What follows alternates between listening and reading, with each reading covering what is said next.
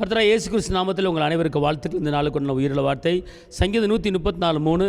வானத்தையும் பூமியும் உண்டாக்கின கர்த்தர் சீயோனிலிருந்து உங்களை ஆசீர்வதிப்பார். வானத்தையும் பூமியும் உண்டாக்கின கர்த்தர் சீயோனிலிருந்து ஆசீர்வதிப்பார். ஆசீர்வதிப்பதற்கு அளவில்லாத பொக்கிஷங்கள் அவரிடத்தில் இருக்கிறது. சுகமுங்கிற பொக்கிஷம், சமாதானங்கிற பொக்கிஷம், அன்புங்கிற பொக்கிஷம், இரக்கங்கிற பொக்கிஷம், எல்லா பொக்கிஷங்களும் அவரிடத்தில் இருக்கிறது. அவர் ஆசீர்வதிக்கிற தேவன். வானத்தை படைத்தவர், பூமியை படைத்தவர், எல்லாம் அவர் கரத்தில் அடங்கி இருக்கிறது. அவர் சொல்லாகும், அவர் கட்டளை நிற்கும். அவர் தான் நம்மளை ஆசீர்வதிக்கிற தேவன். அவர் தான் நம்மளை உயர்த்துகிற தேவன். அவர் தான் நம்மளை காப்பாற்றுகிற தேவன். அவர் தான் கருமெடுத்து நடத்துகிற தேவன்.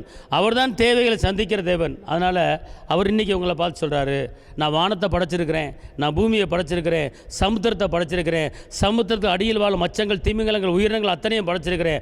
ஆனால் அத்தனை ஜீவராசிகளை என்னால் வாழுகிறது. இத்தனை ஆசீர்வாதங்கள் நான் படைச்சது. அதே போல் உன் குடும்பத்துக்கு வாழ்க்கைக்கு என்ன தேவையோ அதை உன்னை ஆசீர்வதித்து உன்னை பெருக பண்ணும்படி நான் உனக்கு தருவேன் என்று வாக்கு பண்ணுகிறார். அதனால் கர்த்தர் சொல்கிறாரு, வானத்தை படைத்த ஆசீர்வாதம், பூமியை படைத்த ஆசீர்வாதம் நான் கண்டிப்பாக உனக்கு தருவேன் வாக்கு பண்ணுகிறார். அதனால் தைரியமாக இருங்க. உங்களுக்கு நான் ஜெபிக்கிறேன். தகப்பனே சபாமை நன்றி உள்ளத்தோடுமை துதிக்கிறேன், ஸ்தோத்திரிக்கிறேன். உன்னதரைமை துதிக்கிறேன், உயர்ந்தவரைமை துதிக்கிறேன், அற்புதரைமை துதிக்கிறேன், அதிசயமானவரைமை துதிக்கிறேன், வெற்றியின் தேவனைமை துதிக்கிறேன், விடுதலையின் தேவனைமை துதிக்கிறேன், கரம் பிடித்தவரைமை துதிக்கிறேன். அப்பா, அந்த வேலையில் நம்முடைய மகிமையின் கரம், நம்முடைய கிருபியின் கரம், நம்முடைய பலத்தின் கரம், நம்முடைய அற்புத கரம், நம்முடைய அதிசய கரம் கூட இருப்பதாக.